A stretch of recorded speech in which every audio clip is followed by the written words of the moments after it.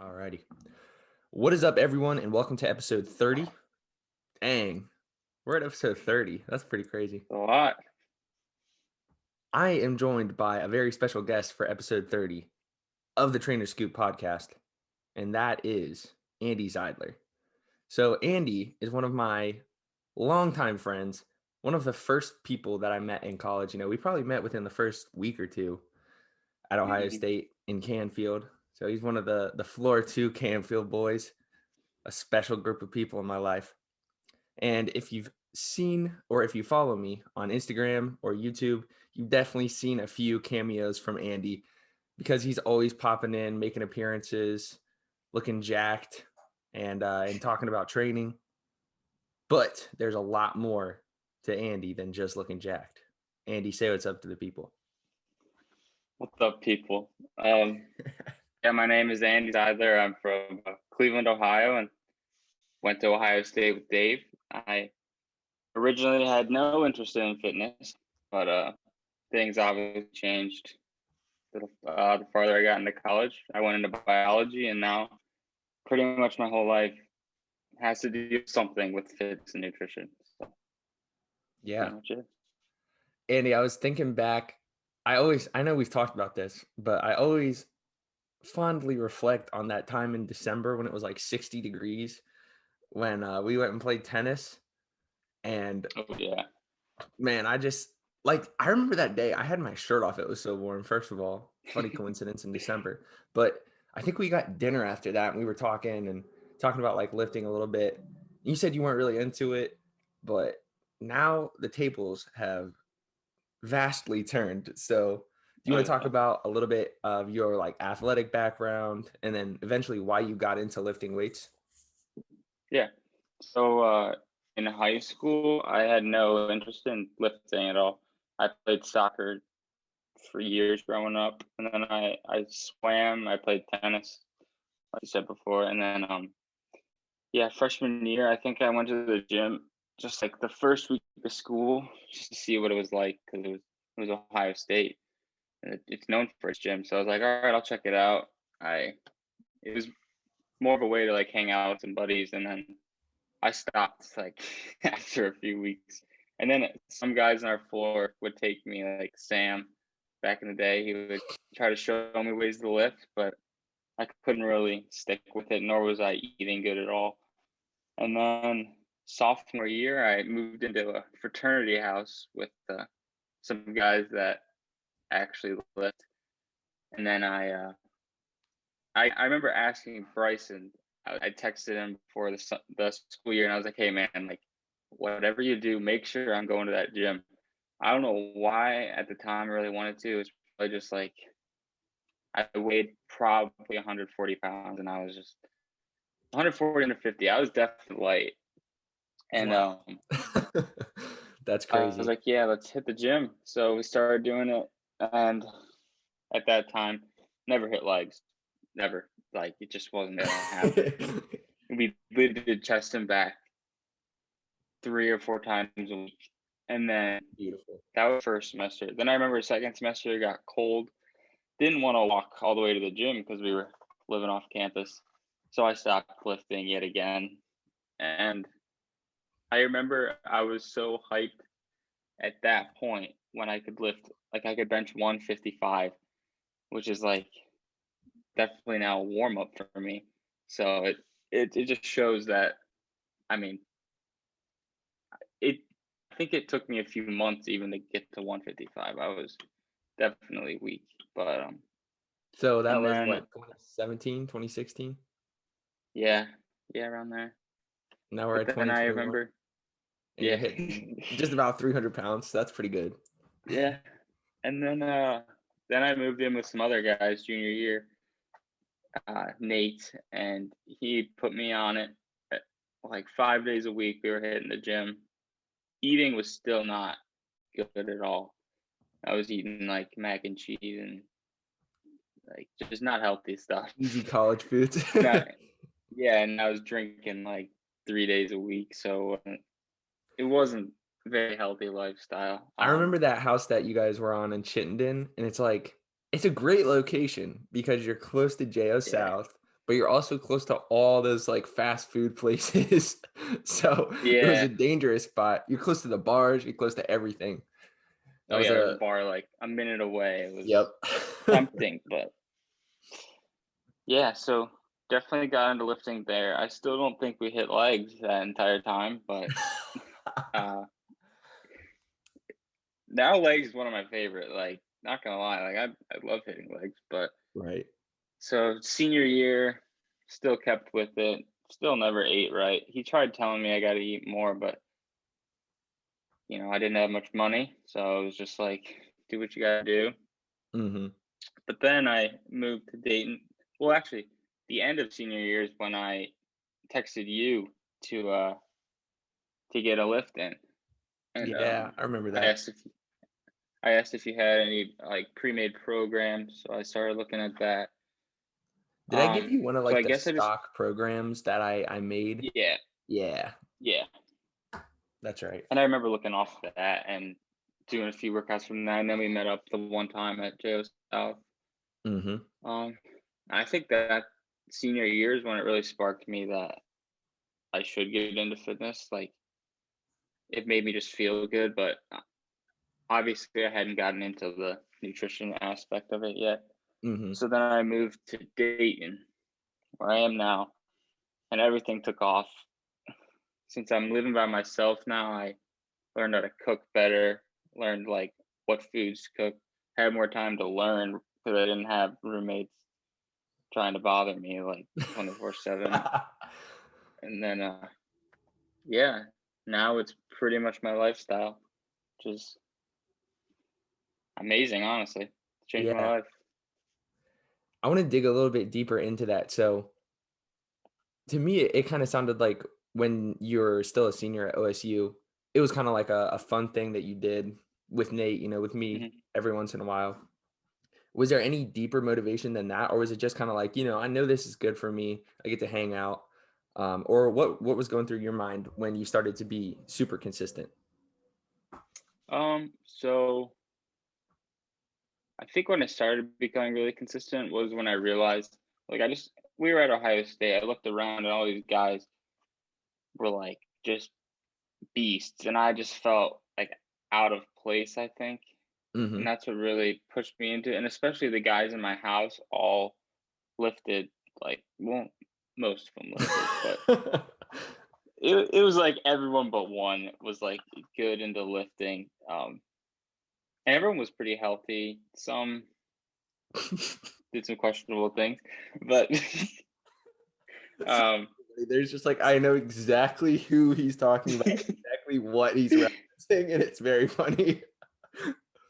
yeah. So I think I felt pretty out of place. I was obviously not weighing enough. I actually was looking on my Fitness Pal yesterday when I plugged in 201 pounds, and I was like, and it showed on the same day in 2019 I was 164 pounds. Wow, So that that's was crazy. it. Yeah, it's been a while, but I think I don't think nutrition had anything to do with it at the time. Mhm. I think it was just like the college hobby. Yeah. Um, and we would do it at night too. So like after a long day of studying and like Yep. getting work done, it was just like therapy kind of thing. Exactly. So it was, Definitely. Yeah. yeah, I think like you bring up a really good point, and of course, I'm not really sure. I've heard like different things about like specifically Ohio State with COVID. Like the gym situation is pretty good, but like obviously it's not what it was when we were there. But I feel like that's mm, such a good point, whether it's at the beginning of your day or the end of your day, like doing some type of physical activity, it doesn't have to be lifting. Like for us it is such a stress reliever. And when you're just like, I mean, it can kind of get monotonous because you go to class, you study. Like that's the bulk of your responsibilities.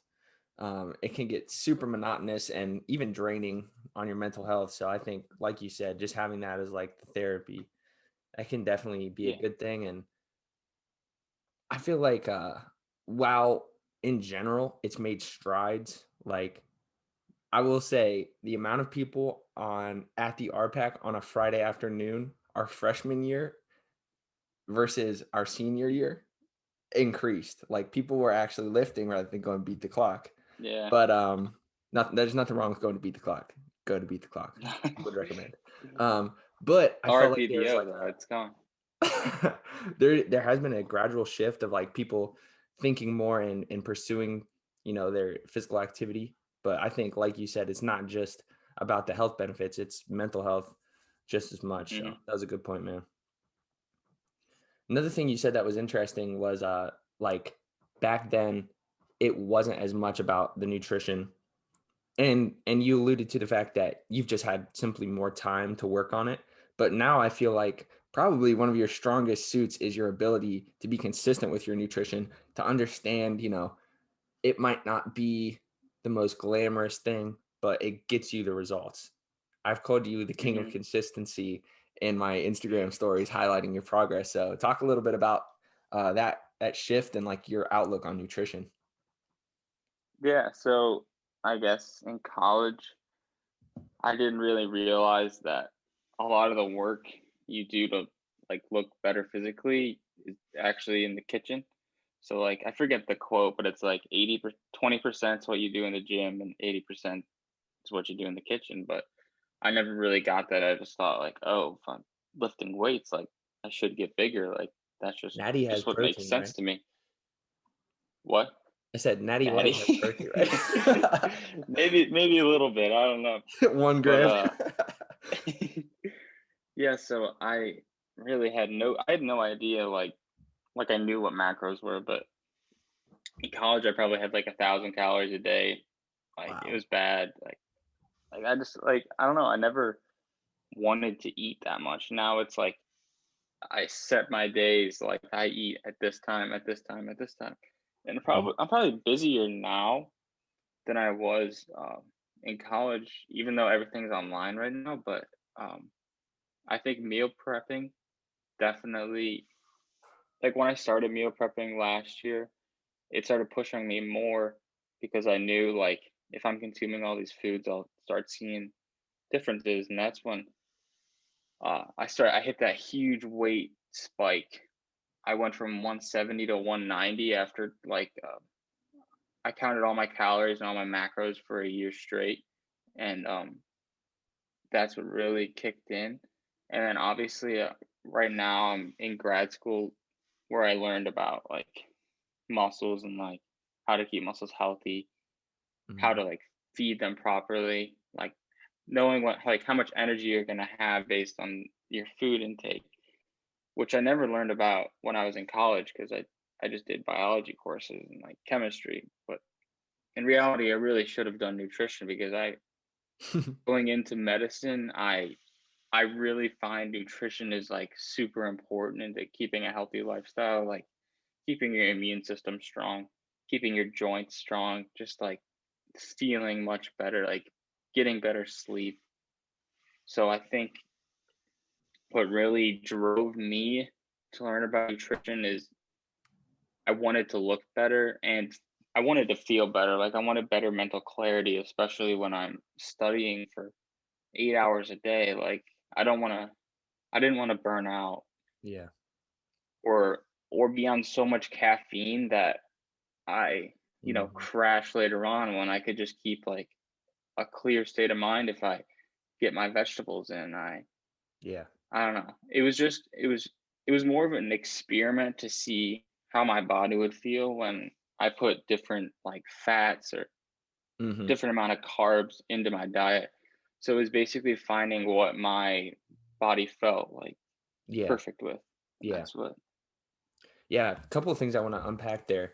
So, first of all, as I mentioned, Andy has been one of my longest online clients. I think you're like number 2, my longest online client, man. And when you sent me that picture of you going from 170 to 190, like literally this dude is at the same body fat percentage.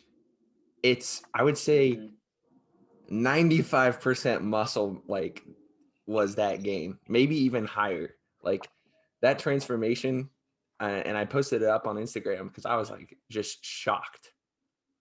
Mm. So I knew your strength was increasing, but just I had no idea that you filled out like that. So man, props to you. And I feel like I've told you this before, but like it is cool to work with you and see that happen. Like sometimes from my position as like the person that's giving you the workouts, we're talking through different nutrition, different training strategies. It's like, yeah, like obviously this is helping, but like, man, am I really impacting people? And that was just like a really clarifying moment for me. I was like, damn, like this actually works. It was cool to see. And of course I give you the props because I do that for a lot of people, but truly your execution is what the differentiating factor is. So I like, I can't take too much credit for the online clients progress because it really is up to you in that setting. But second thing I wanted to touch on there is, what specifically have you learned about nutrition and getting back to what you were saying as you talked earlier, what cool things have you learned in grad school that's kind of related to your overall fitness? Yeah. So I guess in grad school, I didn't really learn the nutrition aspect, but I'm an anatomy grad student, so obviously I learned like where all the muscles are. But what I think that really like what was it? When I was taking gross anatomy, we had this huge chart of every single muscle, and we had to know like obviously what nerve activates it, like insertion and all that crap. And But Andy was just up there flexing on everyone. no, They would identify the muscles on it. No, I'm just kidding, man. but why I really liked that was because we had to know like every single movement that like would hit that muscle group. So like whether it's like above 90 degrees or like above your shoulder line, like what muscle you're gonna hit. So I could really like see like when I went to the gym, I could really see exactly what muscles I was hitting and if I was seeing any progress in those muscles. Yeah. So it was actually a good like study tool because I Hmm. would be hitting like lateral raises and I'd be like, oh, I'm hitting this part of my delt, like it's really good. Right. And I I think that really boosted me to work out more because it was also like I was studying in the gym. That's And sweet. it also brought me out of my comfort zone because I started talking to people at the gym, like asking about like form and stuff. And obviously my form's not perfect with everything, but it's something I like to learn about because like preventing pain and like soreness is always, if you keep good form, like you're gonna prevent injury much better. So I find that like really important when I work out, but it also like I was always afraid to wear like a cutoff at the gym, which like sounds pretty stupid because half And the now it's gym is all full of cutoffs. dudes in cutoff. Yeah, but like I wear it so I can also see like it also helps that I'm pretty low in body fat, but like being able to see like exactly what I'm hitting and I know like, oh, this nerve is activating here. Like I think Uh, those connections really pushed me further into fitness, wow. That's cool. which is pretty cool, but Yeah. yeah. And yeah, that's like definitely deeper than my understanding of it. Dang. So like, so you think of like the innervating nerves as you're like working out, or like what did you mean by that? Well, that was more when I was actually studying stuff Right, because right. it was like Fresh it in your was a mind. study tool. Like it was like a Hmm. like I would do it on Quizlet and stuff, and then I when I was working out, it'd be like, oh, extension of the lat, like something Yeah. like it was just now I do not think about Yeah. the nerves at all. I still think about the muscles, but Hmm. I don't care for the nerves. Yeah.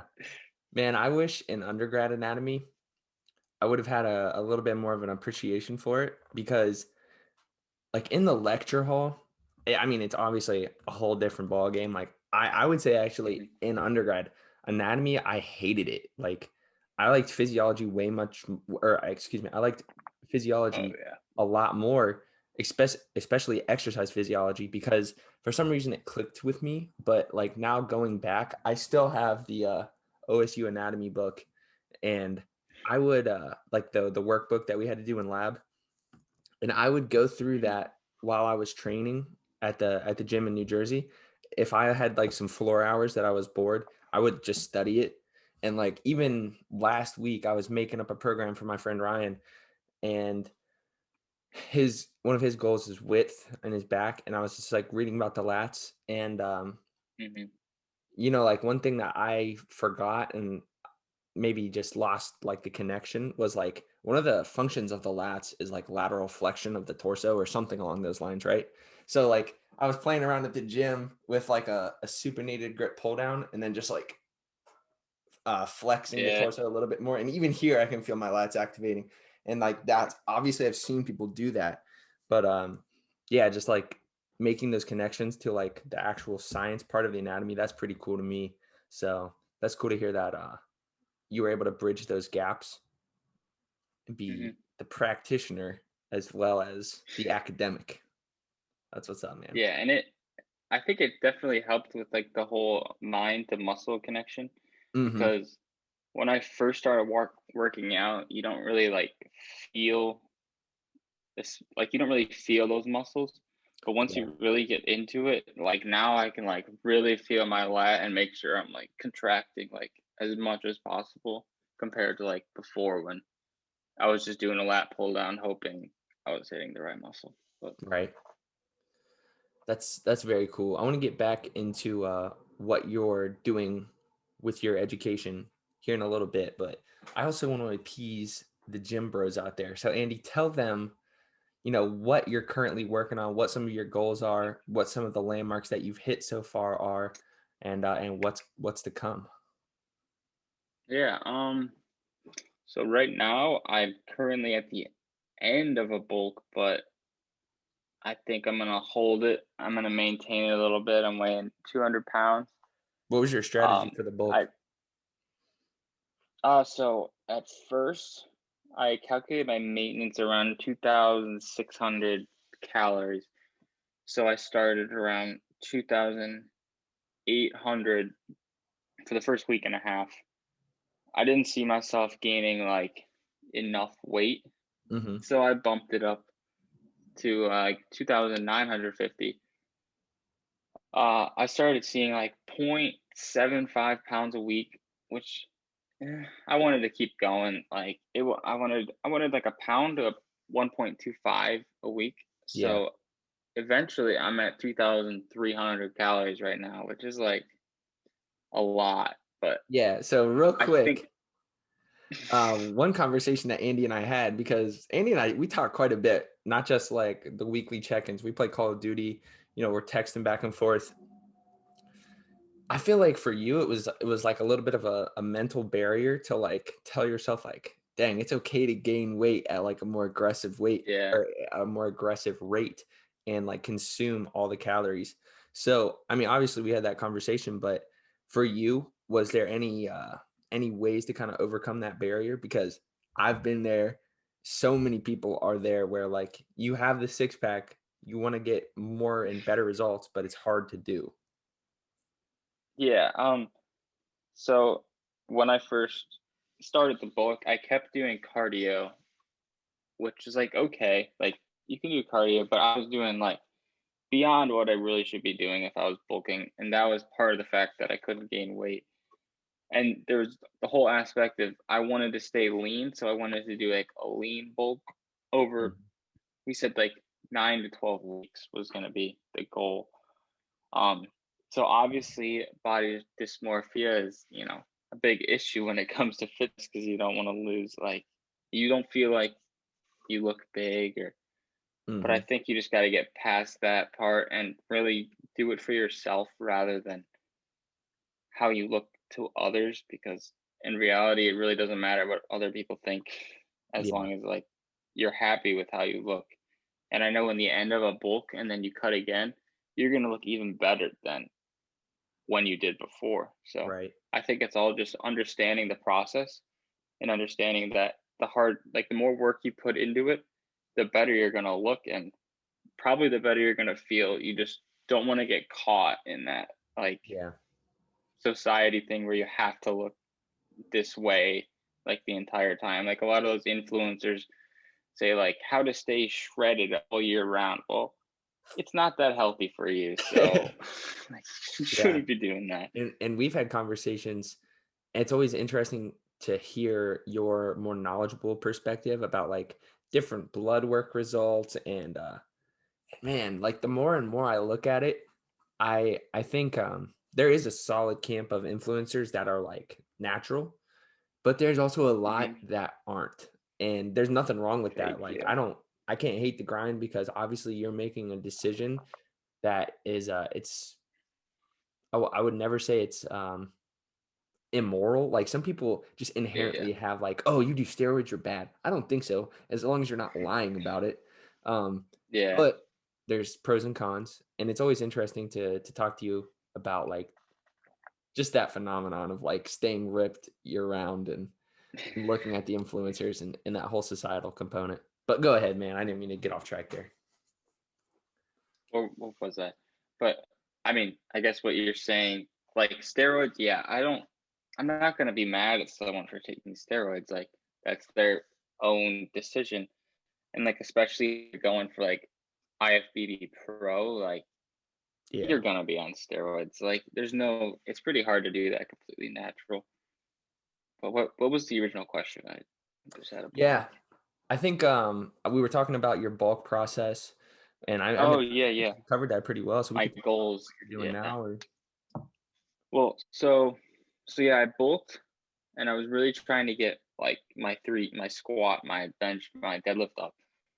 Definitely, I've definitely been seeing like my squat, I want to hit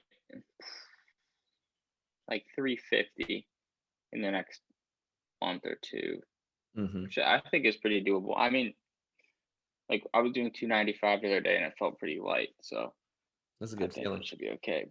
Yeah, and then bench definitely got to hit 300. That's gonna happen soon. I know it will because bench is feeling really good lately. I guarantee I could hit 285, no trouble now. Really been focusing on getting my form together, which I find getting that arch, like squeezing your lats and engaging your legs, like really helps. Because I used to bench terribly wrong, and then Dave showed me the ways. Check the Um, YouTube video out. Andy instantly put yeah, 100 pounds on his bench. No, I'm kidding. yeah, and then deadlift. I still don't know how much I can deadlift because 405 goes pretty fast. So Hmm. I'm excited to see where that goes, but I'm just gonna keep my goal pretty much is to keep putting on muscle as long as I look like I just don't want to get like, you know, the big belly. Right. As and but I also want to I really want to hit my upper chest right now because I've got that like droop that I don't really like. So Yeah. there is body dysmorphia completely taking over, but like I don't think it's a bad thing. It's good that I can notice what is like lacking. Yeah. And then I want to keep working on my legs. I've definitely seen growth from this past 8 weeks. Like whether it's like size too, but also strength has definitely been increasing. Hmm. And I really don't care about my arms that much, to be honest. But You don't even have uh, to. obviously, I do. I want to widen my back. Like my back's already pretty thick, so it's just getting it wider. It's pretty much, Gotcha. yeah. Yeah. I think having those kind of like the roadmap, like, I mean, you probably have more specific goals in your mind, but just like having the general roadmap can go so long. And in terms of just overall like enjoyment and feeling like your workouts actually have a purpose. Because Mhm. as I talked in like former episodes, a lot of people after you're done with like high school athletics, maybe even like college intramurals, they're just like, what's the point of really like all of this? Like what am I doing here? And I feel like having those kind of like defined goals is super helpful. So I'm glad you have Mhm. that. I need to work with all the And it clients. definitely keeps, yeah, and it definitely keeps me healthier. Like whether it's like on like a Saturday, I got to get a lift in, or I go drink with buddies. It's like Mhm, I think I'm gonna hit the lift. Like it just keeps my head straight. It's good. mhm, definitely. So I want to talk a little bit about specifically what you're doing in grad school, and then we can even get into the deeper conversations we've had and your future goals with all that. Mhm. So hit us with it. Yeah, so I am finishing up my master's degree at Wright State University in anatomy. I've taken all the anatomy courses, whether it was microanatomy, neurobiology, all that stuff. And right now I'm just working on my thesis project. And so my thesis pretty much entirely has to do with my interest in fitness, but to a different level, more in the supplementation level.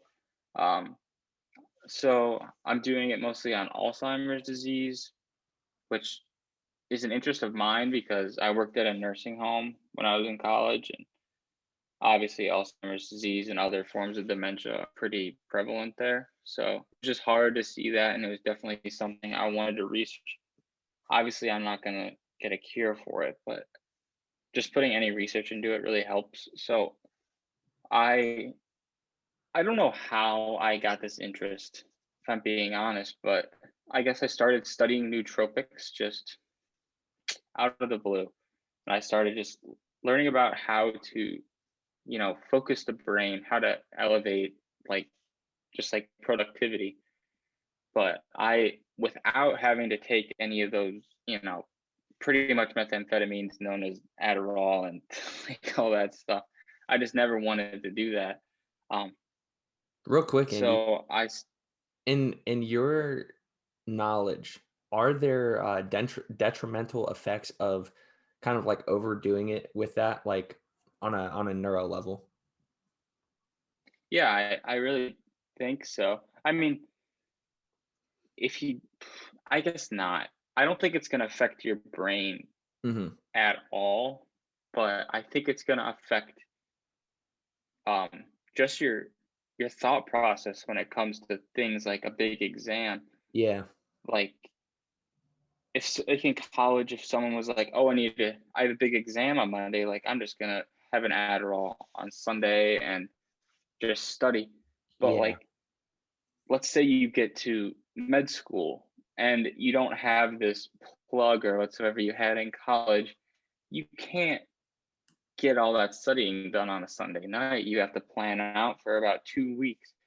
So I don't think it's going to have any detrimental effects to like your neurons or anything. I mean, I haven't done any research on that, Hmm. but I think it'll just take a hit on like your thought process and getting into like studying, like your Yeah. whole study process Yeah. is going Your to be habits. completely different. Yeah. Yeah. I mean, Yeah. nothing Definitely. against anyone that uses that stuff. It's just Right. I just personally don't want to. Right. Um, Yeah, it's an interesting thing, man, especially you bring up a really good point. Like, I'll just straight up say it. Like, I did a Vyvanse once for an anatomy exam. Best study experience I ever had. And I don't know, like, a lot of people that have like spent time around me have said like, we think you have ADHD. And I just don't want to go get it. I mean, I should. It's stupid that I don't, but I maybe I probably will at some point too, like go talk to a doctor or mm, something. But yeah, it was crazy. But like you said, like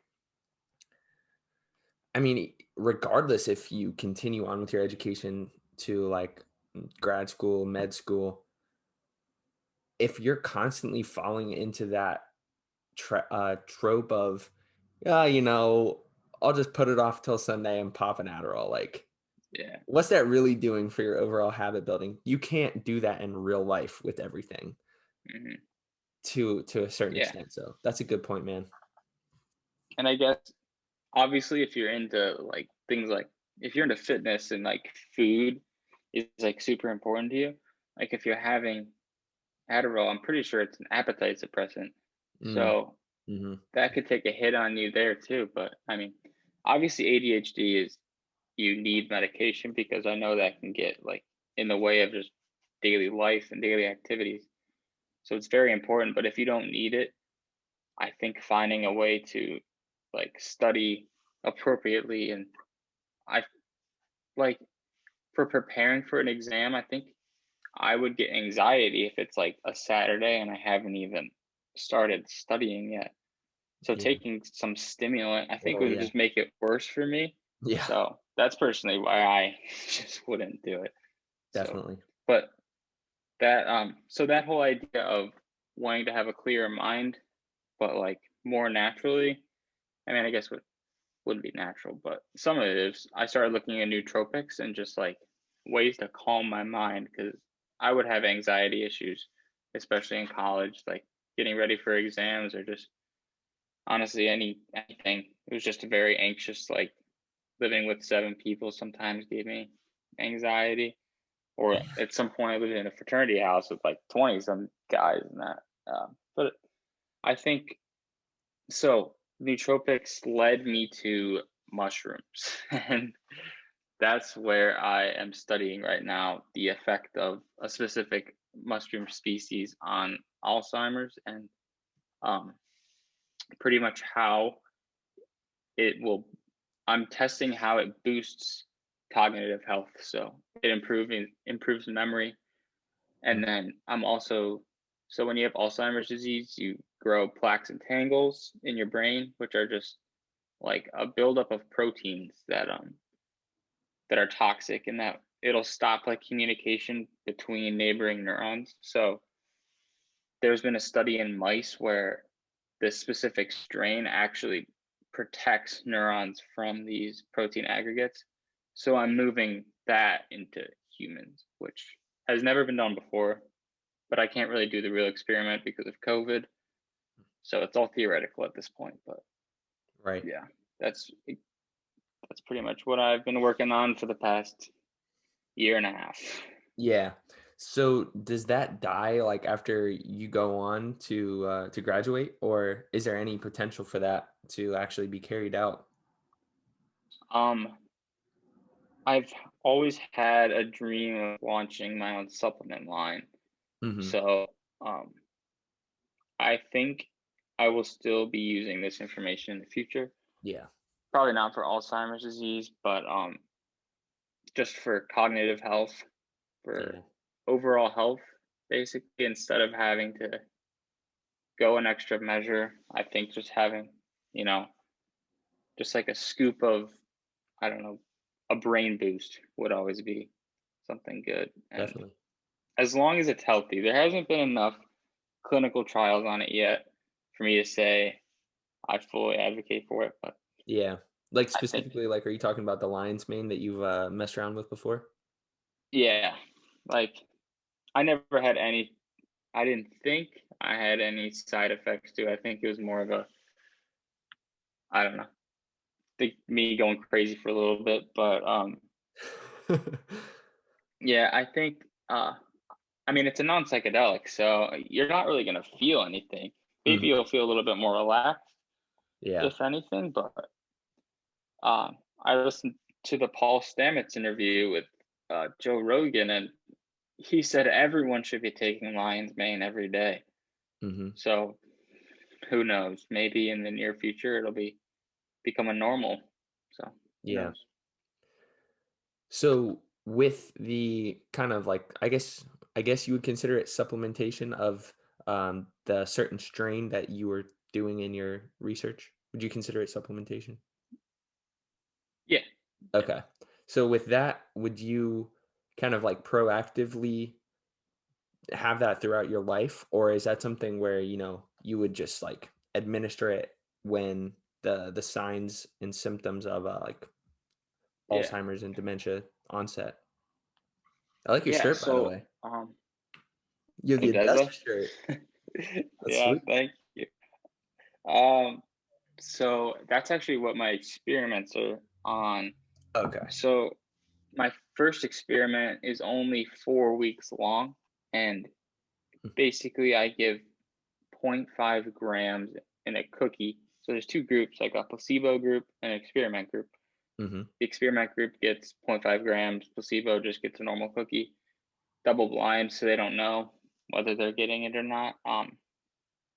And every week they take just the MMSC exam. I don't know if you've heard of that before, No. but it's like just the mini mental state examination, Okay. and it tests like, do you know your name? Do you know where you are? Like, can you read this sentence? Can you write this sentence? So just like basic daily activity. Yeah. And you get a score from 0 to 30. Closer to 0, you have severe dementia. 30, you have like pretty good cognitive health. But what I did is I took a group of 65-year-old people, because at 65 is when you're most like that's when Alzheimer's hits most, unless it's like early onset, which is pretty much all genetics. But Mm. so if I take 65 with a MMSE score of 20 to 24, which is, it correlates to mild dementia. So they still have good, like decent memory and decent like just they can go through life pretty normal. Mm-hmm. And so they take it for 4 weeks, and I just see if their score increases. That's pretty much what that experiment's for. And I chose 4 weeks because there was actually a trial in, I think it was China, where it took 4 weeks, and they took a group of like depressed kids, which sounds pretty messed up, but it said they had anxiety and depression, and after 4 weeks, they felt 10 times better. And they didn't even know they were on this mushroom at all. Wow. And it's non-psychedelic, so they're not high at all, thinking that they're happy. Like, Yeah. so then my next experiment is when what you said, they're going to take it for 4 weeks, but then we're going to track their scores for over a year. Mm-hmm. So just to see if their score like keeps going up, or if they maintain a score, or if they go back down.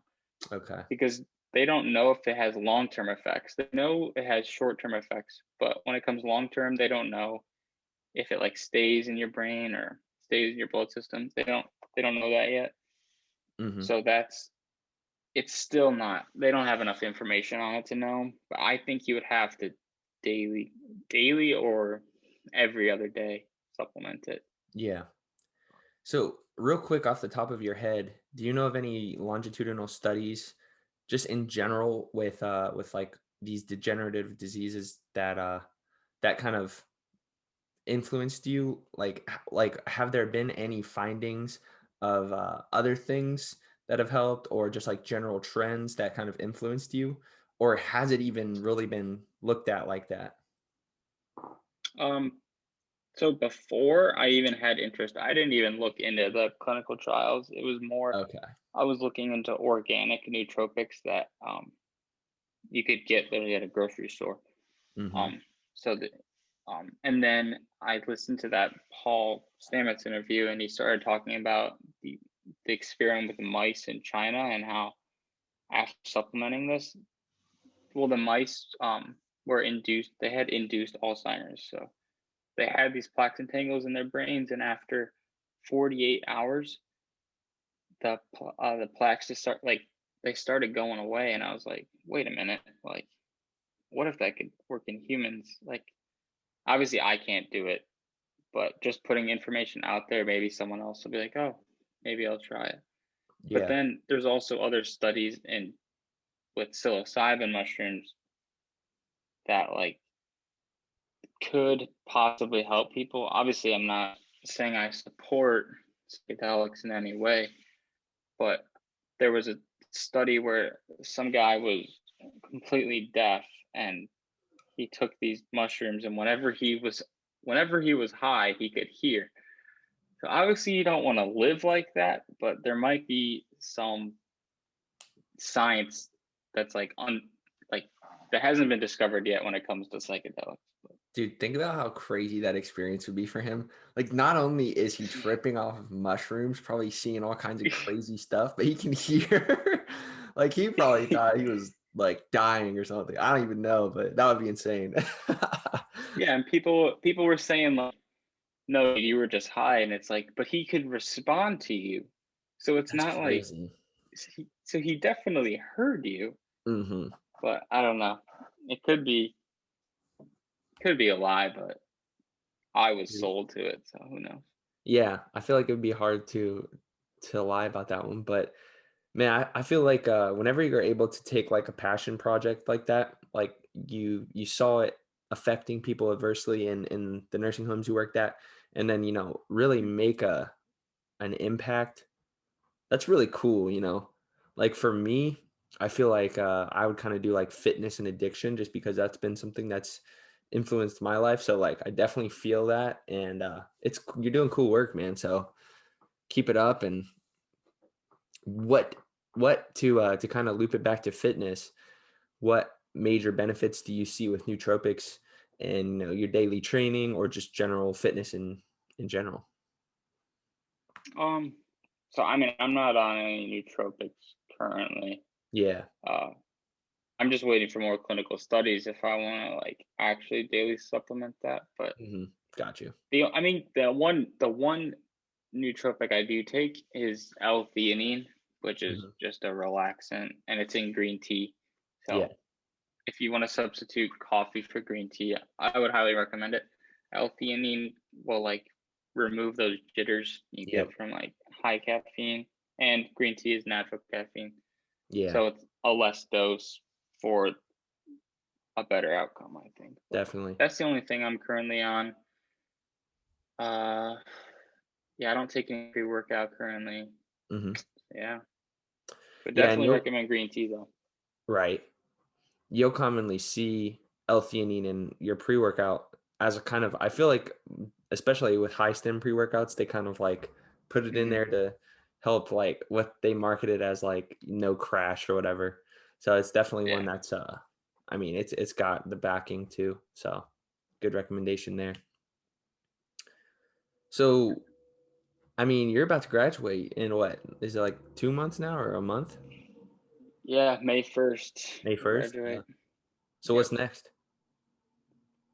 Still waiting to hear from med schools, but Yeah, that's the goal.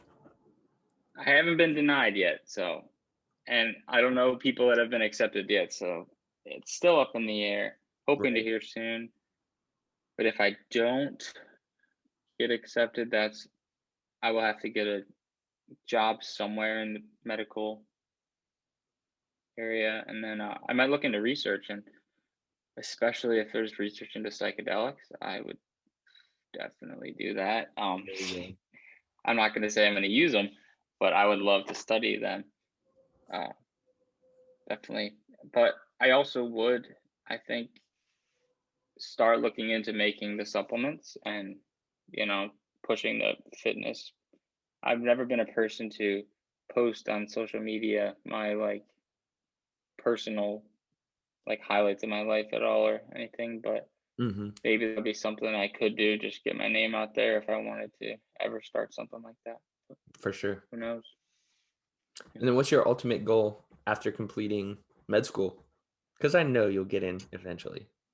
Probably this year. Let's Um, so I don't really have a direct interest in like what specialization I want to do. I think I would go the family medicine route, and then basically I would love to open up my own athletic club, or which I would put like cryotherapy and like all that stuff in, Mhm. but like also be able to be there one on one with people Mhm. to do like blood work and like explain to them that, oh, your cholesterol is too high, like we need to figure out a way to do that, like, or anything like your glucose levels are all messed up at this point in your day, like you should start changing your foods here and here. Just Mhm. being able to be one on one with someone rather than, and like actually fix them naturally and organic, rather than saying, hey, take this fat burner pill, or hey, like you should just start taking this medication. Like I just don't believe that pills are going to help you out. I think you can change your life in a much more naturally and organic way. um Mhm. like I'm more of a holistic approach, which is why I'm more interested in osteopathic medicine. So I get to learn like the hands-on medicine, like I forget what it's called, but you pretty much take a whole separate exam that MD students would take, where Uh-huh. you learn how to manipulate like joints and muscles, where you can actually diagnose something. So Oh, yeah. Cool. it's a much more hands-on, holistic approach to medicine that I I think I would do better with than Mm-hmm. MD. Yeah. So with that, do you feel like you were swayed in any way because you see an issue with the way things are done in a like traditional path, or how Yeah. did that kind I of initially come about? definitely with some of my family past experiences and hospitals and just getting prescription. I mean, personally, me, I was prescribed something a little bit ago and it messed up my system. Hmm. Um, Do you feel like, obviously, medication helps, yeah? but Do you feel like it's almost like I mean, and once again, we're like what 24 years old, so there's caveats within this. yeah, But do you feel like a general trend is like that people just get prescribed things as like a catch-all, and there's like a deeper root to what the issue could be, or like do you have any outlooks on that so far? um, I mean, I don't want to put anyone down Yeah. because it's not. I just think there's some people out there that would rather make money than actually care for every single patient Yeah. that they have, and it's led to this opioid crisis that Right. people are getting addicted, and some doctors just don't understand. I mean, they understand, but they may not put enough effort when they're creating these doses. So they know this medication is going to help because it will help ultimately. But if you don't give them the correct dose, they could get addicted, and that's what's going to put them like in a bad path. Mm-hmm. So I think there needs to be more education when it comes to like pharmacology. Gotcha. Because I'm taking pharmacology right now, and we learned that back in the I forget what year it was, but the students only took 2 weeks of pharmacology, so they were learning how to write doses and prescriptions with 2 weeks of education. Like, come on, like Wow. that's not okay. Wow. Nowadays it's much better, but pharmaceutical companies also they're not they just want their money, Yeah. and they especially with COVID, like when making these vaccines, these pharmaceutical companies could easily just talk to each other and be like, oh, like this is 99.4% effective and yours is 97. Why don't we just give you our information and we can make like this mass vaccine? But they just want to make their own money. And it's, I just find it greedy and Yeah. So basically what it's you're a saying is, pandemic. okay, wait. So to clarify, what you're saying is it like the collaborative efforts from COVID showed us that there is a better way to handle other things, like whether it be Yeah. the opioid pain. Yeah. Yeah, that's pretty messed up, man. I mean, yeah. I mean, and then there's a whole documentary about it on Netflix. I think it's called The Pharmacist or something. Hmm. And it's just this doctor who's just prescribing stuff. And it's just like, obviously, I fully support medication if it's needed. Mhm. If it's not needed, I think you should talk to a dietitian or something. And I think you can live a much healthier life without those drugs. But Definitely, definitely. Yeah, man, and that's something that has probably affected everyone. So that's, like, pretty sound advice in my opinion. I think one of the once again, you can't step on any toes, like, people I feel like, people try to be as evidence-based as possible, but, like, I would definitely attribute my grandma's death to, like, just being on so many different medications. Like, I feel mhm. like long term, your body just rejects it. So, yeah, Yeah, very, very, evidence-based medicine is a very scary thing because I also learned about I forget the name of the drug, but it was this cancer. It was for I forget which type of cancer, but they took like 50 people onto this medication and 10 people died from it. And because it wasn't successful, they never published it. So they practically killed these people, but never told anyone about it.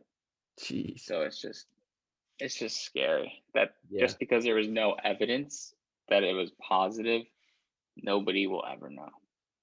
But Wow. yeah, Hey, at least we have good people like Andy Zeidler yeah. looking to make waves in the future. So there is hope. There's definitely hope. Awesome, man. Well, one thing, because I feel like we've had a lot of good conversation, man. One thing I always like to close with my guests is what are some of your go-to learning sources? So I feel like for you, if you have any good fitness learning sources or just general health as well, because you're really in tune with that. What are some of your go-tos, man? um. Uh. Well, I mean, YouTube has some decent guys like Jeff Nippard. Mhm. Definitely is good Yeah. on the science end. But if you really want to get like into the science, just go to PubMed or Yeah. Google Scholar and Yeah. actually learn like the mechanisms, which Hmm. really helped me. But if you don't have any drive for like the science part of it, YouTube definitely the way to go. Right. But don't watch those influencers that just do it for their own monetary like I just Jeff YouTube is Nippert is good. YouTube is so interesting, man. You do have, like, I'll say, I don't know if I've talked about this in the past because I always ask people, but I kind of talk about it. Definitely second your Jeff Nippard vote there. From talking to him in person and just following him since like 2017, he has consistently put out some great stuff. Um, Oh yeah.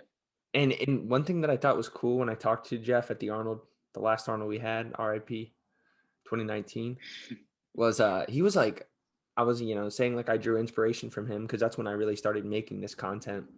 He was like asking me like how my growth was and like asking me like strategies and stuff, which I thought was cool. um so I think also he put out a book called The Ultimate Guide to Body Recomposition, talking about the stuff Mhm. that we do with like determining your macros. Really great book. It covered all the stuff I learned in undergrad in terms of like the applicable side of nutrition for performance in a $40 book. So that was crazy. Yeah. Um, Another one that I like is Renaissance Periodization. I sent you a video a day or two Yeah. ago. They do a lot of great work from an academic perspective as well to kind of bridge the gap between academia and people. But yeah, man, go ahead. Didn't mean to interrupt you there. Yeah, I mean, that's for just like the working out part of it, like knowing how to get contraction, all that, and food intake. Hmm. But I think also another important part is eating healthy, but eating like happy, because you don't want to eat these foods like that are so bland that you like dread the thought of eating lunch. So like people like Will Tennyson or Greg Yeah, Doucette, even like yeah. those guys have good recipes that you can eat healthy, but also keep yourself full and enjoy your meals, which I think is very important because Hmm. I don't think I could eat cream of rice, like 4 times a day. I Even personally the just king don't of like eating way. consistency. No, I'm kidding. I mean I'm consistent with my macros. I Yeah, don't I I think I don't know. I just think enjoying your meals is much more important when it yeah, comes to fitness. yeah. They do have some So killer yeah, recipes, man. yeah, yeah. Will Tennyson though is he's good. He knows how to cook. Hmm. Definitely. Yeah. Well, Andy. Well, any other sources? I didn't mean to cut you off. Or thoughts in general. If not, that's No, cool. I think that's pretty much all I watch. Yeah. Yeah. No, I I don't feel really. that. Yeah, man. Well, once again, Andy, I appreciate you coming on the podcast and talking a little bit about what you do. I use you as my golden child client teacher, so I appreciate getting a little deeper into what you're up to and sharing some of the things that you implement into your daily routine and just your outlook in general, man. Because I feel like there's been crazy amount of growth, not just with your muscle mass, but just like your outlook too. I feel like there's been crazy growth since college. So I give you props, man. And once again, thanks for coming on. If you want to see more from Andy. I don't know how much posting Andy does, but I know until he moves back to Cleveland, I'm going to try to link up with him a couple more times for some workouts. I know you're going to come through now that I got my home gym going. Yeah. So there'll be Oh, more to come from Andy. And of course I've linked him, and I will link him in the future of where you can go if you're trying to follow him. But guys, I thank you all so much for listening. Once again, Andy, appreciate you coming on, taking time. If you like the podcast, make sure leave me a positive review on Apple. I have all 5 stars. So if we can keep that trend going, look, there's about to be someone that comes on and gives me 1 star, just a troll. But I have a good ranking on Apple Podcasts. Really appreciate if you contributed to that. Share it around with your friends if you found value, which I definitely did from this one.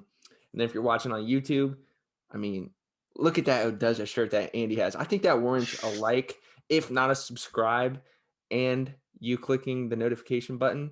So share it around, guys. Once again, appreciate you all, and we'll catch you in the next episode.